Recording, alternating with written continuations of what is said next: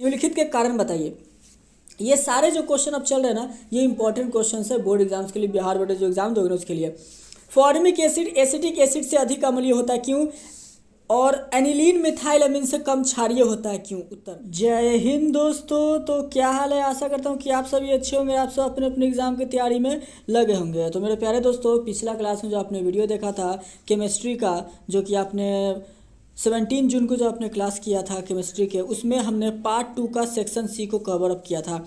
आज हम लोग पार्ट 2 के सेक्शन डी को कवर करेंगे, जिसमें 30 to 40 क्वेश्चंस को ऐसे कवर अप करने वाले हैं। ठीक है, आपने पिछला वीडियो जो भी देखा था उसमें ऐसे 30 तक के सारे क्वेश्चन देख लिए थे। आज हम लोग फाइनल क्वेश्चन को कंप्लीट करेंगे, पार्ट 2 जो सेक्शन है इसको कंप्लीट करेंगे। तो चलिए करते हैं वीडियो को स्टार्ट बिना किसी देरी के। सीधा क्वेश्चन पर आते हैं। क्वेश्चन जो हम लोग का था वो 30th क्वेश्चन से आज हम लोग को स्टार्ट करना है, 31st से हम लोग को स्टार्ट करना है, क्योंकि पिछला वीडियो में हमने बाकी के क्वेश्चन करा दिए थे। अगर आप लोगों ने वो पिछला वीडियो नहीं देखा है तो आप लोग जाकर के वीडियो को जरूर देख लेना। ठीक है, तो आते हैं हम लोग क्वेश्चन की तरफ। तो क्वेश्चन नंबर 30 क्या कहता है, ध्यान से देखिएगा। जल के तुलना में H2S अम्लीय होता है क्यों? जो वाटर है आपका H2O के कंपेयर में H2S मोर एसिडिक होता है, ऐसा क्यों? तो देखिए, ऐसा इसलिए होता है, ऑक्सीजन अधिक विद्युत ऋणात्मक होती है, ठीक है, जबकि सल्फर अपेक्षाकृत कम विद्युत ऋणात्मक होता है, जिससे H2O की तुलना में H2S आसानी से H- आयन प्रदान करते हैं। अतः H2S की अम्लीय शक्ति H2O से अधिक होती है। कोई दिक्कत? यहाँ H2O कर लीजिएगा, ये H2O होगा, यहाँ पे H2S लिखा गया, गलती हो गया है। क्वेश्चन नंबर 31 क्या कहता है, SO3 का डाइपोल मोमेंट क्या है? तो SO3 का डाइपोल मोमेंट 0 होता है, हमेशा याद रखिएगा। SO3 का म्यू इक्वल्स टू 0 होता है। क्वेश्चन नंबर 32 क्या कहता है, एक इंपॉर्टेंट क्वेश्चन है, कहता है SN1 तथा SN2 प्रतिक्रियाओं में अंतर बताएं। SN1 तथा SN2 प्रतिक्रियाओं में अंतर बताइए। तो चलिए दोनों में अंतर देखते हैं। SN1 प्रतिक्रिया, तो पहला, यह अभिक्रिया प्रथम क्रम की होती है या 2 स्टेप में पूर्ण होती है। प्रतिक्रिया गति पर न्यूक्लियोफाइल का प्रभाव नहीं होता है, ठीक है, ये सारा SN1 का है। चौथा इसी का है, इस प्रतिक्रिया द्वारा 3 डिग्री एल्काइल हैलाइड का जलांशन होता है। चलिए याद रखेंगे।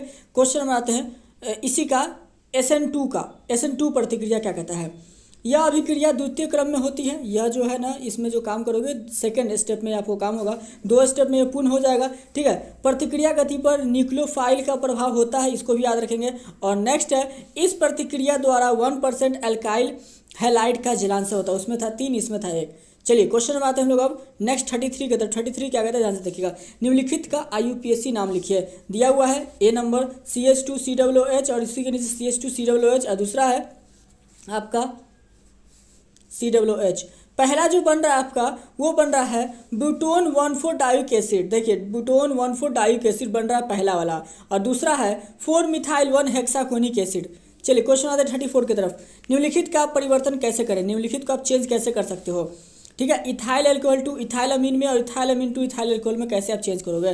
तो देखिए, इथाइल अल्कोहल है यहाँ पर, तो C2H5OH को जब NH3 के साथ हम लोग टेम्परेचर करेंगे तो हम लोग का बन जाएगा इथाइल अमीन, H2O रिलीज हो जाएगा। तो यहाँ पर उसका C2H5OH टू C2H5NH2। इसी तरीके से नेक्स्ट है आपका इथाइल अमीन से, यानी कि C2H5NH2 टू C2H5OH, इसको HNO पे हम लोग ऐसे रिएक्शन करेंगे तो हम लोग का बन जाएगा इथाइल अल्कोहल। चलिए क्वेश्चन नंबर 35 की तरफ कहता है, निम्नलिखित के कारण बताइए। ये सारे जो क्वेश्चन अब चल रहे हैं ना, ये इंपॉर्टेंट क्वेश्चन है बोर्ड एग्जाम्स के लिए, बिहार बोर्ड जो एग्जाम दोगे ना उसके लिए। फॉर्मिक एसिड एसिटिक एसिड से अधिक अम्लीय होता है क्यों? और एनिलीन मिथाइल अमीन से कम क्षारीय होता है क्यों? उत्तर। और ये दोनों बहुत इंपॉर्टेंट क्वेश्चन है, ठीक है, याद रखिएगा। तो देखिए दोनों का answer, formic acid acetic acid से अधिक अम्लीय होता है क्योंकि CH3COOH में CH3 ग्रुप +1 ग्रुप होती है, जिससे COOH ग्रुप में हाइड्रोजन से जुड़ी ऑक्सीजन इलेक्ट्रॉन घनत्व उच्च होता है, जिससे कि H+ का त्याग होता है। ठीक है, इसीलिए HCOOH में H+ ग्रुप नहीं होता है, अतः HCOOH CH3COOH की अपेक्षा में H+ आयन आसानी से प्रदान करती है। इसके कारण से आपका ये रिएक्शन निकलता है। नेक्स्ट आपका है मिथाइल अमीन में जो CH3+1 का जो आयन है आपका, ये ग्रुप होता है जिसमें NH2 नाइट्रोजन पर इलेक्ट्रॉन घनत्व उच्च होती है, फलतः आसानी से पूर्वक H+ आयन ग्रहण करने की प्रवृत्ति होता है, जिससे कि क्षारीयता गुण अधिक होती है। इसीलिए एलाइन आपका जो एनिलीन आपका है C6H5NH2 में फिनाइल ग्रुप फर्स्ट ग्रुप होता है, अतः C6H5NH2 में H प्लस आयन ग्रहण करने की प्रवृत्ति CH3NH2 की अपेक्षा में कम होती है। तो यही रीज़न होता है कि आखिर ऐसा क्यों होता है कि आपका जो फॉर्मिक एसिड है ये एसिटिक एसिड से अधिक अम्लीय होता है और एनिलीन मिथाइल अमीन से कम क्षारीय होता है। चलिए आते हैं क्वेश्चन नंबर 36 की तरफ। मेरा मकसद आपको क्वेश्चन का आंसर नहीं, मेरा मकसद आपके पास क्वेश्चन पहुंच जाए। आप क्वेश्चन आपके पास रहेगा तो आप लोग क्लास कर रहे हो, हर तरीके से क्लास कर रहे हो, वो आप खुद से जब बनाओगे तो आपको मार्क्स ज़्यादा मिलेगा, इसको याद रखिएगा।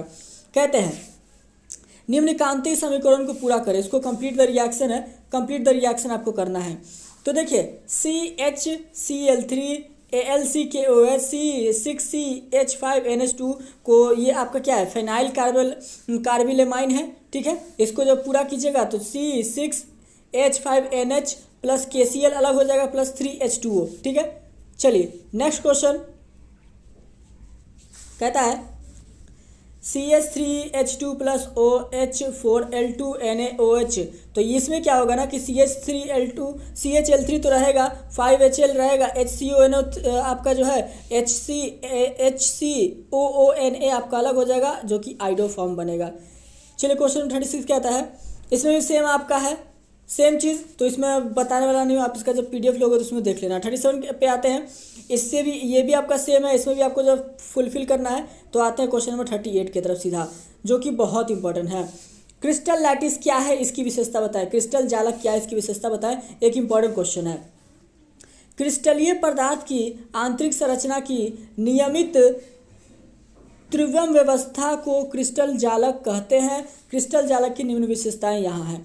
तो देखिए क्रिस्टल पदार्थ की आंतरिक संरचना की नियमित त्रिविम व्यवस्था को हम लोग क्रिस्टल चालक कहते हैं, याद रखेंगे। तो कहता क्या आंसर, यहाँ देखिए क्रिस्टल, ये सारे विशेषता देखिए। क्रिस्टल जालक में कणों की स्थिति को जालक बिंदु कहते हैं। दूसरा, क्रिस्टल जालक का प्रत्येक जालक बिंदु एक अवयव कण जो आयन परमाणु या अणु हो सकते हैं को दर्शाते हैं। दूसरा देखिएगा इसी में जालक बिंदुओं को सरल रेखाओं से जोड़ने पर जालक की ज्यामिति के बारे में जानकारी प्राप्त होती है। तो ये सारे फीचर्स थे हमारे क्रिस्टल लैटिस के। क्वेश्चन आते 39 की तरफ, निम्न में अंतर बताएं। देखिए डिफरेंस बताना है, हेक्साजोनल मोनोक्लिक, ठीक है। उसके बाद फलक केंद्रीय एवं एंड सेंटर एकांक सेल, दोनों में आपको अंतर, दो क्वेश्चन है दोनों का अंतर, तो दोनों का अंतर यहाँ पर लिखा हुआ है। षटकोणीय एकांक सेल, इसमें तीनों किनारों की लंबाई A=B E≠C और तीनों कोणों अल्फा बीटा गामा = 90 डिग्री, ठीक है। गामा = 120 डिग्री होता है, उदाहरण ZNO। इसी में एकांक सेल में इसमें तीनों किनारों की लंबाई विभिन्न होती है, अर्थात A≠B B=C और दो कोण alpha beta gamma, alpha = gamma और बीटा ≠90 डिग्री होता है, इसको याद रखेंगे।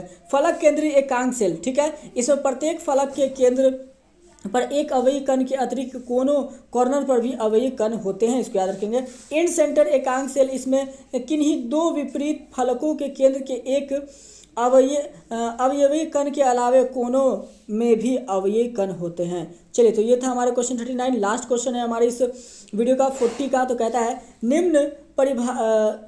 निम्न को परिभाषित करें। मोल प्रभाज्य, मोलरता एवं द्रव्यम प्रतिशत, बहुत इंपॉर्टेंट क्वेश्चन है, बहुत बार पूछता है, ये एक MBBI क्वेश्चन है, इसको जरूर पढ़ेंगे।